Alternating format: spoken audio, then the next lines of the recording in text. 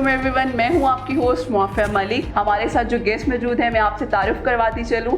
Sir Ejaz Ahmad Khan हैं। माशाल्लाह से 21 साल से ज़्यादा सर का एक्सपीरियंस है, जिसमें सर स्पिरिचुअल हीलिंग कर रहे हैं। हम इस सेशन में बात करेंगे किस तरह से प्रोफेशनल और एजुकेटेड लोग अपने आप को स्पिरिचुअल हीलिंग के थ्रू नेगेटिव एनर्जी को अपने आप से दूर कर रहे हैं, और जिसके लिए मेरे अल्लाह ताला ने ये सब ऑर्गेनाइज करवाया है, और जिसके लिए ये हमारे बड़े प्यारे से भाई तैमूर भाई जो कैमरे के पीछे बैठ के हमारी मदद कर रहे हैं, आप बात कर रही हैं, ये जो ख्याल आएगा, ये जो जवाब आएगा मेरे जहन में अल्लाह ताला की तरफ से, तो ये एक बंदे के लिए है जिसका ये प्रोग्राम ज़रूरत है। अस्सलाम वालेकुम एवरीवन, मैं हूं आपकी होस्ट मुआफ़िया मलिक। हम और आप PNY की एक न्यू एक्सक्लूसिव शो के साथ, जैसा कि आप सब लोग जानते हैं, PNY एक ऐसा अदारा है जहां पे हम डिफरेंट कोर्सेज करवा रहे हैं और हज़ारों की तादाद में स्टूडेंट्स इससे इस्तेफादा हासिल कर रहे हैं। इसमें हम बात करते हैं डिफरेंट प्रोफेशनल से, कभी IT से रिलेटेड, कभी वुमेन एम्पावरमेंट पे, और आज हम बहुत ही दिलचस्प और बहुत ही डिफरेंट टॉपिक पर बात करने वाले हैं,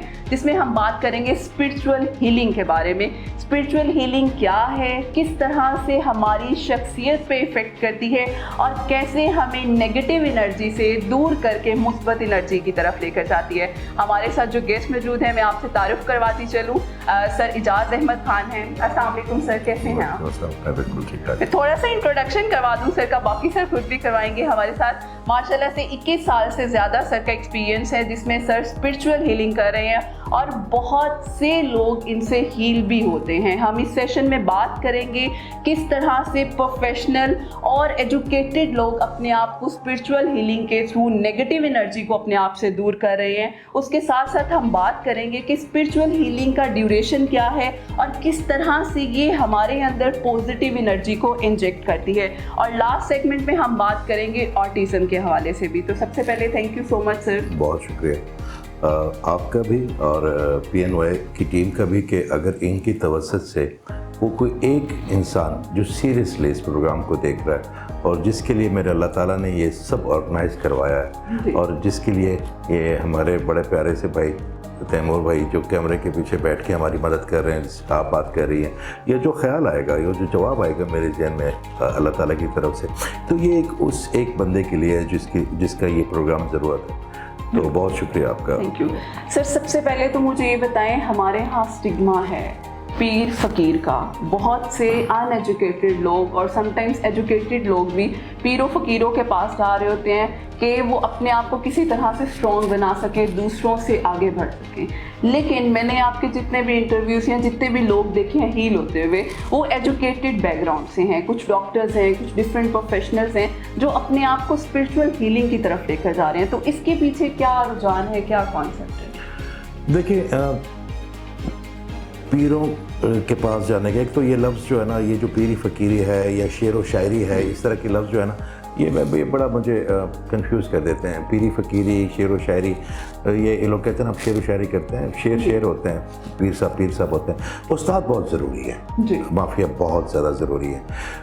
कभी भी कोई लोहे का कील जो है ना वो पानी में नहीं तैरता, मगर वही कील अगर किसी प्रिसाइजली लकड़ी पे लग जाए ना, तो वो लकड़ी के साथ साथ वो कील भी तैर लेता है। उस्ताद वो काम करते हैं। देखिए, आप उनको पीर कह दें, आप उनको उस्ताद कह लें, मेरे अपने 9 उस्ताद हैं, और हर वो बंदा, हर वो इंसान जो है ना, वो जो मुझे सिखाता है, वो आप मेरे उस्तादों में से हैं। आप हर लम्हा सीखते हैं। मगर ये जो ऑरा रिपेयर होता है या स्पिरिचुअल हीलिंग है, ऑरा के बारे में सिर्फ अल्हम्दुलिल्लाह मेरी ही रिसर्च है, और ऑरा के बारे में हमारे कई प्रोग्राम हो भी चुके हैं। जो व्यूअर्स हैं उनमें मुसलमान भी होंगे, बाकी मकतबा फ़िक्र के भी होंगे। तो मैं हमेशा सबकी बात करता हूँ, मैं किसी एक फ्रेम में नहीं फिट करता किसी भी चीज़ को। तो ये जो पीर फ़कीर साहिबान हैं, ये ज़रूरी हैं। तो कुछ लोग, आपको असल में हील करता है आपका अपना बिलीफ और आपकी अल्लाह ताला के साथ कनेक्शन। तो जो असल पीर होता है ना, वो असल वाले अल्लाह से, वो नहीं जिसको लोग बहुत ज़्यादा सस्ता बेच रहे हैं। जो असल वाला अल्लाह, जिनसे मेरी शनाख्त भी मेरे उस्तादों ने और मेरे अल्लाह के करम से हुई है, वो कभी भी आपको इम्तिहान देने पे राज़ी नहीं, वो कभी आपको सज़ा देने पे राज़ी नहीं, वो कभी आपको मुश्किल में डालने पे राज़ी नहीं। और फिर उसने अपने ठेकेदार भी नहीं बनाए हुए। ठेकेदार अल्लाह ताला ने किसी को नहीं बनाए हुए, वो डायरेक्ट आपके साथ बड़ा ज़बरदस्त लिंक है। जो आपका उस्ताद है वो क्या काम करता है? वो ये काम करता है कि अगर आपकी अपने वालिद साहब के साथ मुलाकात पिछले किसी वजह से 20 साल नहीं हुई और आपने उनकी तस्वीर भी नहीं देखी, तो आप जब उसको वो एयरपोर्ट पे आ रहे हैं और आपको पता चलेगा और आप उनको लेने के लिए जाएंगे, तो आप हर बुजुर्ग को नहीं कह सकते ना कि आप मेरे अब्बू तो नहीं है, आप मेरे वालिद साहब तो नहीं है। तो उसके लिए किसी ऐसे बंदे को आप लेके जाएंगे अपने साथ जो आपको भी जानते हो और आपके वालिद साहब को भी जानते हो, तो वो आपका हाथ पकड़ा के आपके वालिद के हाथ पकड़ा देंगे कि ये आपके बुजुर्ग है। यही काम उस्ताद करते हैं। अब उनका काम है कि आपको ग़लाज़त से बचा के आपके ज़हन के ऊपर इतने वसवसे, इतने नेगेटिव थाट, आप यकीन करें मैं तो आजकल की जनरेशन के ऊपर मुझे बड़ा ना तरस आता। अगर वो गूगल करते हैं कोई एक चीज़, स्पिरिचुअल हीलिंग ही करवा लें, तो ऐसे ऐसे लोग निकल आते हैं। मैं खुद अब नहीं करता, क्योंकि मैं कमेंट पे नहीं पढ़ता। मैं कहता हूँ कि यार मैं कमेंट पढ़ूंगा तो जो 10 लोग बेचारे जो वाकई ज़रूरतमंद हैं, तो वो तो उनके कमेंट्स या वो नंबर मांग रहे होंगे या वो अपनी ज़रूरत, तो 1-2 लोग ऐसे हैं जो कि सिर्फ बैठे हुए लोगों को कोनियाँ चिबाने के लिए। सब बहन भाइयों को मैं एक बात बताता हूँ कि अल्लाह ताला ने हम पे कैमरे नहीं फिट किए हुए, उनका CCTV कैमरा हम इतने कोई अहम नहीं है, मगर एक सिस्टम उन्होंने हमें दे दिया कि जो चीज़ आप करोगे ना उसका रिटर्न आपको उसी वक्त ही मिलना शुरू हो जाएगा। नोट कर लें, अगर आप किसी को कंफर्ट पे रखेंगे ना तो 10 गुना से लेके 70 गुना तक वो कंफर्ट आपको आना शुरू हो जाएगा। अगर आप किसी को अनकंफर्टेबल करते हैं, वैसे कोई कमेंट करते हैं, वैसे किसी को तंग करते हैं, तो वो डिस्कम्फर्ट ना आपको ही वापस आएगा। उसका किसी से बिगड़ना बिगड़ना कोई नहीं है। मेरे किसी बात से अगर कोई बंदा थोड़ी देर के लिए गैर मुतवाज़न हो जाए, तो इसका मतलब है कि वो परेशानी मुझ तक ज़रूर आएगी, क्योंकि मैंने अल्लाह ताला की किसी पेंटिंग को किया।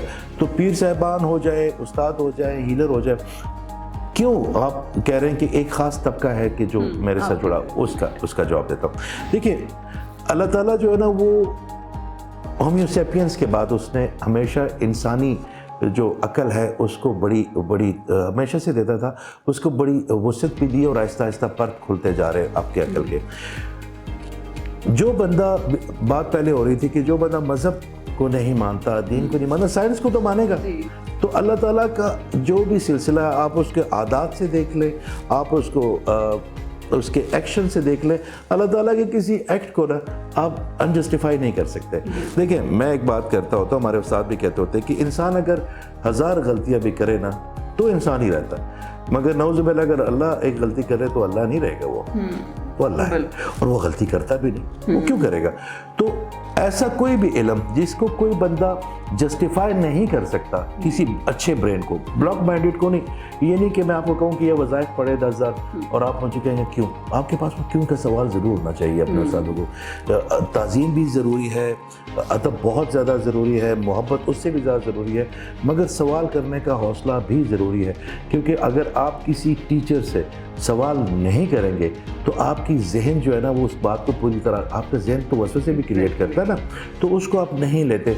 तो सवाल आधा इल्म, आपको सवाल करने की तौफीक भी होनी चाहिए और अकल भी। वो लोग इसको क्यों मानते हैं? क्योंकि उनको पता है कि ऑरा क्या है, मैग्नेटिक फील्ड क्या है, आपका इम्यून सिस्टम ऑरा है। अगर आपको नज़र लगती है, अगर आपके बाल गिरते हैं किसी ख़वातीन के, अगर उनकी एजिंग होती है, अगर उनके फाइनेंस रुकते हैं, अगर लोग उनसे मोहब्बत नहीं करते, तो सब आपकी ऑरा के डिसबैलेंस या उसकी ब्रोकन से। तो जब मैं उसको एक्सप्लेन करता हूँ, फिर उनको कलर्स की सारी बात बताता हूँ, फिर उनको कनेक्टिविटी बताता हूँ, फिर उनको ये बताता हूँ कि ऑरा के ऊपर रिसर्च सिर्फ मेरी है, तो वो मुझसे आप पूछे, मुझे बड़ा अच्छा लगेगा। मैंने अपने जो 22 साल की एजुकेशन है, लोग बड़ा कुछ करते हैं, मैंने तो आप लोगों के लिए किया ना। मेरा इल्म देखें, आपने माशाल्लाह बड़े अच्छे, आपकी आवाज़ बड़ी अच्छी है, आप बात बड़ा अच्छे करते, तो ये आपके लिए क्वालिटी नहीं है, ये उन लोगों के लिए जिनके लिए आपको अल्लाह ताला ने दी है। ठीक है, ये जो भाई कैमरा बड़ा अच्छा सेट कर रहा है, जिसने सेट बनाया, ये सब दूसरों के लिए होता है। तो मेरा इल्म मेरे लिए तो नहीं है, मैंने क्या करना है, मैंने उसकी आइसक्रीम बनानी है या उसका अचार बनाना, जो बाद में हमने चावलों पे डाल के खाना। इस तरह नहीं होता। हम सब जो है ना दूसरों के लिए, और जो जो हिस्सा जिसका है, जैसे जैसे हम उनको पहुंचाते जाएंगे ना, अल्लाह ताला उसमें बरकत डालता रहेगा। और ये बड़ा सर प्लस पॉइंट है, हम इस चीज़ को एग्री नहीं करते हैं। बेसिकली ये हमारे यहाँ स्टिग्मास हैं, हम आगे बढ़ने की कोशिश करते हैं, बहुत सी चीज़ें हैं जो हमें वापस पीछे की तरफ ले जाती हैं। हर बंदा कोई ना कोई सौदा बेच रहा होता है। मैं अभी गया हूँ ख़वातीन की यूनिवर्सिटी थी, तो मैं वो बड़ा शोर मचा रही थी बेटियाँ, जहाँ पे ख़वातीन आपसे बेहतर पहुँच जाता है, 2 से 3 हो जाए तो फिर वो बड़ा शोर मचाती हैं कोई मोबाइल। तो मैं जैसे हॉल में गया, थोड़ी देर के लिए खामोशी, जिनको इंट्रोडक्शन था, तो मैंने उनको एक बात की। मैंने कहा जो ज़्यादा बातें करते हैं ना वो सेल्समैन होते हैं या सेल्स रूम में, तो वो सौदा बेचते हैं। मैंने कहा मैं वाहिद आदमी हूँ जो बता भी रहा हूँ, शायद बात भी ज़्यादा करूँगा, मगर मैं सौदा बेचने नहीं आया, मैं सौदा ख़रीदने आया हूँ। वो सौदा आपके दुख है, वो सौदा आपकी मुसीबतें हैं। अगर मेरी किसी बात से, देखिए मोटिवेशन स्पीकर में और हीलर में एक फ़र्क होता है। मोटिवेशन स्पीकर आके बोल के अपना काम निबेड़ के वो चला जाता है, हीलर ऐसा नहीं करता। हीलर पेन को फील करता है। हीलर जब तक आपके पेन को फील ना कर ले, जब तक आपके दर्द को फील ना कर ले, जब तक आपको वो कनेक्टिविटी के बारे में बताना दे, वो किसी और को ये नहीं कहता। डॉक्टर के पास आप जाते हैं ना माजरत के साथ, आप उसको टैबलेट देते हैं, बास्कोपान देते हैं पेट के दर्द के लिए, आप उसको न्यूरोफेन देते हैं सर दर्द के लिए, आप उसको पैरासिटामोल, वो ठीक हो ना हो, आप कहते जी मेरा तो काम था मैंने दे दिया ना, वो मेरा काम थोड़ी है, उसके कोई और डिसऑर्डर होगा। हीलर ऐसा नहीं करता। हीलर तब तक पेन लेता है जब तक उस बंदे की दर्द को ना आराम ना हो जाए, या आराम देके। हीलर पोस्टमैन है, उसके पास, मेरे पास अपना कुछ भी नहीं है, मगर जब तक वो ईमानदारी से बगैर इम्तियाज के कि ये बादशाह के फकीर, वो कर्नल है के सिपाही, वो सबको एक तरह ट्रीट करेगा ना यहाँ से, तब तक उनकी हीलिंग होती रहेगी। तो दे अंडरस्टैंड नाउ कि यार मैग्नेटिक फील्ड क्या होती है, ऑरा ब्रोकन ऑरा क्या करता है, बाल क्यों ख़राब होते हैं, फाइनेंस क्यों रुकते हैं, बंदिश क्या होती है साइंटिफिकली। तो वो लोग आपके पास आ रहे हैं, और सारे लोग, और जो लोग को नहीं समझ आती, सारी बात है, उन बेचारों का कसूर भी नहीं। मार्केट में देखें हमेशा जो है ना डिमांड को सप्लाई होती है। लोग जो है ना, आप चले जाएँ, ऐसे ऐसे लोगों को अजीब अजीब। मैं कल एक साहब को मिला, वो 8 साल से अपने कमरे से बाहर नहीं निकले, 8 साल से। मैं अगर आपको उस बंदे की कर्ब का, उसकी बेटियां और उसकी बीवी के कर्ब का अंदाज़ा लगाऊं, वो किसी बाबे के पास गया और बाबा ने कहा कि तू निकलोगे तो तुम्हारा एक्सीडेंट हो जाएगा, मुझे पैसे दे दो, तुम्हारा काला जादू है। मैंने चेक किया, उसके ऊपर कोई वाला एंटिटी नहीं थी, उसके ऊपर कोई। तो उस बंदे ने जब उसको ये वसवसा डाल दिया, वसवसा जब डलता है तो क्या होता है, आपके माइंड के एक पोर्शन में जाता है, पाइनल ग्लैंड उसको कंट्रोल अगर नहीं कर पाता तो आप बॉडी में उसको भेज देते हैं, आपके माइंड के मुख्तलिफ हिस्सों में जाके वो छप जाता है, आपके सबकॉन्शियस में चला जाता है, और कहीं ना कहीं वो बड़ा हो जाता है। तो मैंने जब उसको ये बातें समझाई कि यार ऐसी कोई चीज़ नहीं है, तो 2 हीलर के बाद वो कल पहली दफ़ा वो निकला तो वो ना रो ही जा रहा था, तो मैंने कहा रो ना।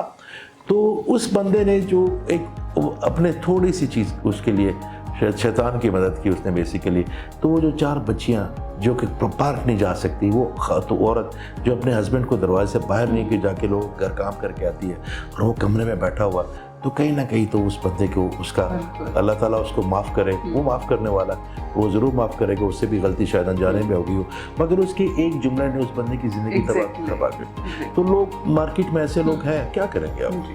सर, ये जो इतने इश्यूज़ हैं जिस तरह से आपने बताया, तो जब लोग आपके पास हीलिंग के लिए आते हैं तो क्या इसका कोई एक स्पेशल ड्यूरेशन होता है कि इतने मंथ आपने आना है तो आपकी हीलिंग हो जाएगी, या फॉर इंस्टेंस कोई ट्रीटमेंट करवा के चला गया, ऐसा होता है कि दोबारा जब वो ट्रीटमेंट छोड़ दे तो वो नेगेटिव एनर्जीज में वापस चला जाए, क्या ये वेरिएंस आती है इस दौरान? देखिए, ये सवाल अक्सर पूछते हैं लोग, और पूछना बड़ा ज़रूरी है। हीलर क्या करता है? हीलर को पता होता है कि आपके साथ जो प्रॉब्लम है, लोग बहुत कंफ्यूज हो गए हैं। लोग YouTube पे भी लोग उससे बात करते हैं। मेरा एक दोस्त है, मुझे कहता है कि आप जो है ना, हम जब भी फ़ोन करते हैं आप हमें मिल लेते हैं, आप जब भी हमें करते हैं तो आप टाइम भी दे देते हैं। रोज़ 300 से 400 रोज़ नॉर्मली मैं फ़ोन पे उनको हील करता हूँ। थर्सडे वाले दिन 1200 से लेके 1500, फिर मंडे के दिन 700-800 all over the world room. तो मैंने कहा ये मेरा नौकरी का हिस्सा, मैंने नौकरी खुद चूज़ किया ना कि ये मैंने नौकरी करनी है, इंसेंटिव अल्लाह से लेना। तो मुझे कहते हैं कि यहाँ के लोगों की माइंड सेट है कि जो बंदे के कोई 10 बंदों से मिलते ना करवाए, जो महीने महीने इंतज़ार ना करवाए, जितना बड़ा बंदा होगा उतना। तो मैंने कहा, एक दिन मैंने ये सवाल इससे पूछा, हमारे एक बाबा जी हैं, अल्लाह ताला उनको ज़िंदगी दे, तो मैंने इनसे एक दिन पूछा कि बाबा जी सूफ़ी क्या होता है, क्या करूँ? उसने कहा हवा की तरह दस्तयाब हो जाओ लोग, हवा की तरह दस्तयाब हो जाओ। तो जो बंदा आपको हवा की तरह दस्तयाब नहीं है ना, जिसका कोई दरबान है या जिसके लिए आपको किसी तीसरे बंदे की मिन्नतें करनी पड़ती हैं फिर आपको उसके हवाले से, तो मेरा ख्याल है कि खल्क को जो है ना आसानियाँ बांटनी चाहिए। मगर यहाँ का लोगों का माइंड सेट है, कभी कभी मुझे वो कहते हैं जी कि अच्छा आप तो बड़े नहीं आए नहीं ठीक हो ठीक ना फलां शाह साहब उन्हें 3 महीने मिन्नतां करानियां पैंदियां ने, 2 कर्नल साहब का फ़ोन करना पैंदा, कुछ 4-5 घंटे घर के बाद फिर वो आते हैं, वो फिर मिलते हैं, वो ठीक है। तो ये भी एक माइंड सेट है और सबके पास सबका हिस्सा है। जिसका हिस्सा मेरे पास लिखा होगा मेरे अल्लाह ने, मैं तो पोस्ट मैन हूँ, मेरे पास अपना तो कुछ नहीं है, पोस्ट ही देनी है ना अल्लाह ताला की। और तो ड्यूरेशन ये होता है कि बेसिकली अगर बंदा अच्छा रिसीवर हो और वो बाकी उसने वो कन्फ्यूजन ना ली हो तो 21 दिन तक उसका ऑरा रिपेयर हो जाता है। और 21 दिन के बाद जब ऑरा रिपेयर होता है तो आपकी देखिए ऑरा आपका ब्रोकन है तो क्या होता है कि आपकी जितनी एनर्जी आपकी बॉडी बना रही है वो आपके स्पाइन के जरिए माइंड तक जा तो रही है, मगर जैसे वो माइंड उसको आपके ऑरे में कन्वर्ट करके देता, अगर वो ब्रोकन है तो आपकी पूरी एनर्जी ड्रेन होगी, आप थके फील करेंगे, आपके पास फाइनेंस नहीं रहेंगे, वो एनर्जी आपके पास रहेगी नहीं और नेगेटिव एनर्जी पे आएगी। तो वो ऑरा आपका रिपेयर हो जाता है 21 दिन में। फिर आपकी बोतल में जब सुराख बंद हो जाता है तो जो भी इसको डालेंगे वो इसमें टेकेगा। तो वैसे टाइप तो 40 दिन है। आप जो कह रहे थे कि वो लोग को दोबारा होता है, नहीं होता, वो वाली डिसऑर्डर दोबारा नहीं होगा। मगर हम इंसान हैं, देखिए हम इंसान हैं, हम मशीनों की तरह प्रोग्राम नहीं कर सकते। आपको प्रोग्राम मशीनें होती हैं। मेरे अल्लाह ताला ने हमें आज़ाद पैदा किया, जो खाने को दिल है, जो पीने को दिल है। लोग कहते हैं ना जी डाइट है ये वो, मैं कहता हूँ जी जो अल्लाह ताला ने आपसे खिलवाना होगा ना वो आपको खिला देगा, जो आपसे बचवाना होगा आपको मना फरमा देगा, अता ही नहीं फरमाएगा।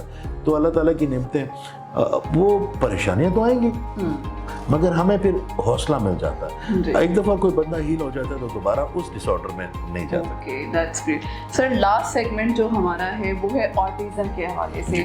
ऑटिज्म से रिलेटेड भी बहुत स्टिग्मास हैं। वैसे तो पेरेंट्स अपने बच्चों को एक्सेप्ट नहीं कर पाते हैं, उन्हें लगता है हमारा बच्चा पूरी ज़िंदगी के लिए बिल्कुल फिजिकल और साइकोलॉजिकल डिसेबल हो गया, स्पेशली साइकोलॉजिकल डिसेबल हो गया, तो हम उसके साथ किस तरह से सर्वाइव करेंगे। पेरेंट्स एक्सेप्ट नहीं कर पाते हैं, तो उन पेरेंट्स के लिए और स्पेशली जो बच्चा ऑटिज्म में सफ़र कर रहा है उसके लिए आप क्या कहना चाहेंगे हमारे ऑडियंस को? ऑटिज्म पे बड़ा काम किया मैंने, माफ़ी। अभी मैं NHS को एक ब्रीफ लेके आया हूँ ऑटिज्म के बारे में, क्योंकि वो बिल्कुल अंधेरे बंद गली में है वो ऑटिज्म के बारे में। जी देखें, अगर एक औरत ना मरती कैंसर से तो शायद ये आपका कैंसर का हॉस्पिटल ना बनता। उस औरत के मरने को किसी ने पेन ली तो अपनी माँ की पेन हुई तो दूसरों की माँ की पेन समझ आई ना। अगर इसी तरह बहुत से ज़्यादा काम हो रहा है मुख्तलिफ चीज़ों पे आपके, तो सब उस तकलीफ़ से गुजरते हैं। मेरी भी बेटी है तो 3 साल से, और जब ऑटिस्टिक हुई तो मैंने बड़ा काम किया उसके ऊपर कि यार ये ऑटिज्म कैसी हील, तो अल्लाह ताला फरमा देगा वो 60-70% ठीक होगी। आपको एक नई बात बताऊं, आपके लिए बड़ा शॉकिंग पॉइंट होगा। मैं बड़े ऑटिज्म के बच्चों को ट्रीट कर रहा हूं, बड़ा स्लो प्रोसेस है, उसके लिए बड़ा हौसला चाहिए होता है माँ बाप के लिए। मगर आपको ये बताऊं कि जब कि कोई बच्चा ऑटिस्टिक होगा ना, उसके बच्चे को ट्रीटमेंट से ज़्यादा उसके पेरेंट्स को ट्रीटमेंट की ज़रूरत होती है। मैं क्या करता हूँ, मैं बच्चे को इतनी ज़्यादा अटेंशन नहीं देता। आप एक चीज़ समझ लीजिए कि आप यहाँ पे बैठ के तशरीफ़ रखी हैं, आपने रखी हुई तशरीफ़, और आपकी जो अपनी बॉडी की एनर्जी ये 7 मीटर तक आप जो है ना थ्रो कर रही है। आपका ऑरा जब आप किसी को मिलते हैं तो बेसिकली हम इंसान जब आपस में मिलते हैं और कहते हैं नाइस टू मीट यू, अगर ऊपर से कहते हैं या दिल से कहते हैं तो नाइस टू मीट यू ना कि पर्सनल आपकी जो पर्सनैलिटी है उसको कहते हैं। आपकी जो पर्सनैलिटी है 15% अफेक्टेड करती है, बाकी आपकी एनर्जी इफेक्ट करती है। तो अगर पेरेंट्स में कोई माँ या कोई बाप को कोई अंदरूनी दुख है या उनको कोई डिसऑर्डर है या उनके, तो वो 13 साल तक बच्चा अपना ऑरा खुद नहीं बनाता, तो वो माँ बाप की एनर्जी पे चलता है। तो स्पेशली माँ को अगर दुख है, उसको कोई घुटन है, उससे कोई परेशानी है या कोई भी उसको चीज़ है जो वो एक्सप्रेस नहीं कर पा रही और अंदर अंदर उसको लेके चलती है, तो वो तमाम एनर्जी बच्चे में डंप कर लेती है। तो उस बच्चे के साथ फिर क्या होता है, ऑटिज्म होती है, वो एक नए यूनिवर्स में चला जाता है, क्योंकि उस बच्चा उसको बेसिकली हैंडल नहीं कर पाता कि मेरे पास जो थॉट आ रहे हैं इसको मैं क्या करूँ, इसको किसको चैनलाइज सिस्टम में लेके जाऊँ, किस पे एक्ट करना। बच्चे के पास तो इतनी मेमोरी, उतना डाटा होता भी नहीं है। तो जब आप उनके पेरेंट्स की हीलिंग शुरू कर देते हैं ना, तो ऑटोमेटिकली जब पेरेंट्स हील होते हैं ना, तो वो एनर्जी जब बच्चे को जाती है तो बच्चे हील होना शुरू हो जाते हैं। ये बड़ा स्लो प्रोसेस है और उसमें बड़ा अच्छा काम हो रहा है। बच्चा अभी कनाडा से हमारा एक बच्चा आया था मुझे मिलने के लिए, वो ये रिसेंटली जो सबसे ज़्यादा उसने, मेरा ख्याल है कि उस बच्चे ने ज़्यादा इम्प्रूव किया है। 2 महीने में वो बोलना शुरू हो गया, बिल्कुल नहीं बोलता था। तो ऑटिज़म पे बिल्कुल हम भी इस पर अलग से प्रोग्राम करेंगे। बिल्कुल श्योर। और ये बहुत एक पॉजिटिव अप्रोच है टुवर्ड्स दिस। तो टाइम हमारे पास शॉर्ट है लेकिन बातें करने की बहुत हैं। सर लास्टली आप हमारे ऑडियंस को, स्पेशली हमारे यंगस्टर्स को कोई पॉजिटिव मैसेज देना चाहें? देखिए जी, यंगस्टर्स को तो मैं एक चीज़ बात कि जो आप देखें, कोई दुनिया में कोई बंदा आपसे हसद नहीं करता, कोई आपको बुरा नहीं समझता, मगर ये वही एनर्जी है जो हम कहीं ना कहीं हमारे अंदर छुपी है उन लोगों के लिए, जो हम उनको देते हैं और वो हमारे पास वापस आती है। आप यकीन करें कि अगर आप लोगों से मोहब्बत करना शुरू कर दें, ये मेरा पर्सनल एक्सपीरियंस है, तो वही लोग आहिस्ता आहिस्ता आहिस्ता आपको मोहब्बत करना शुरू कर देंगे। जो आप कंफर्ट किसी को देंगे, मेरे अल्लाह ताला का कानून है कि वो आपको वो कंफर्ट वापस आएगा।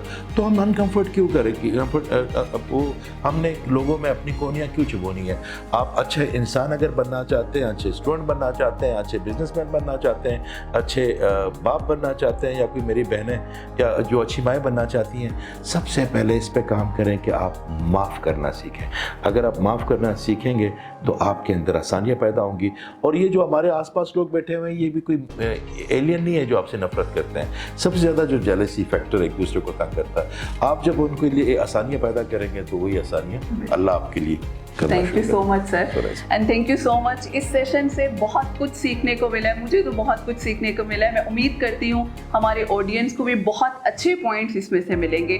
तब तक के लिए हमें इजाज़त दीजिए, हम फिर हाजिर होंगे एक न्यू शो के साथ। अपना ख्याल रखिएगा। अल्लाह हाफ़िज़।